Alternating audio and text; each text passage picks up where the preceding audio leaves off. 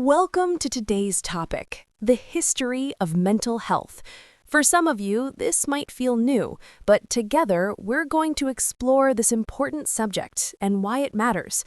Before we dive into history, let's pause for a moment and ask, what exactly is mental health? Mental health is a person's emotional, psychological, and social well-being. It shapes how we think, how we feel, and how we act. It affects how we cope with stress, how we relate to others, and the choices we make in everyday life. When our mental health is strong, we're better able to function, adapt, and live a balanced, fulfilling life. Now, let's put this in a global perspective. Across the world, nearly 970 million people live with a mental health disorder. That's roughly 1 in every 8 people. The most common conditions include anxiety and depression. Together, these disorders account for about 1/6 of all years lived with disability worldwide.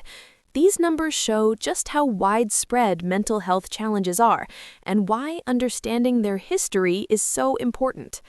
The concept of mental health, the idea of wellness, balance, and caring for the mind, is actually quite modern, but the experience of mental illness itself is as old as humanity. While the way we talk about mental health today feels new, people have been trying to understand the mind for thousands of years. What's changed isn't the struggle, it's how we explain it, how we respond to it, and how we care for people who are affected. So, let's take a brief journey through history. In ancient times, mental struggles weren't seen as health issues at all. They were often explained in 2 very different ways. The first was supernatural. In places like Mesopotamia and ancient Egypt, unusual thoughts or behaviors were blamed on angry gods, demons, or spirits.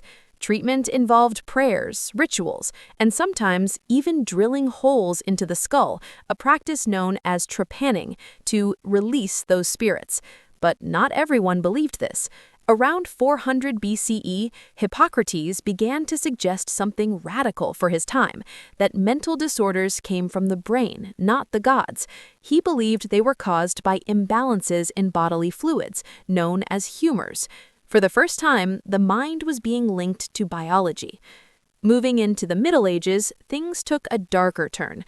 Mental distress was often seen as a moral failing, a punishment, or even evidence of witchcraft.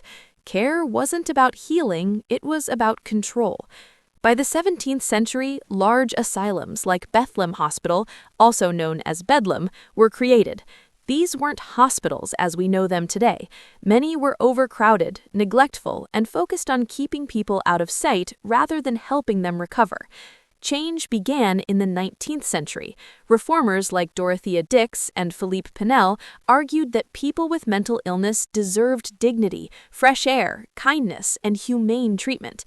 This movement became known as mental hygiene, introducing a powerful new idea that the mind could be cared for and protected, just like the body.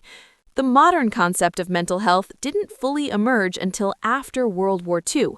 In the late 1940s, organizations like the World Health Organization defined mental health as more than just the absence of illness. It became part of overall well-being. At the same time, therapy evolved.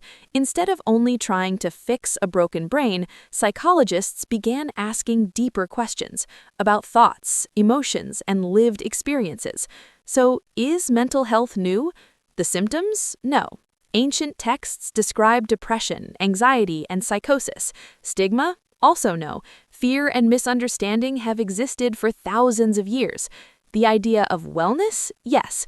Viewing the mind as something we actively maintain is a modern development. And effective treatment? Mostly yes. While some ancient remedies helped, modern therapies and medications are relatively recent.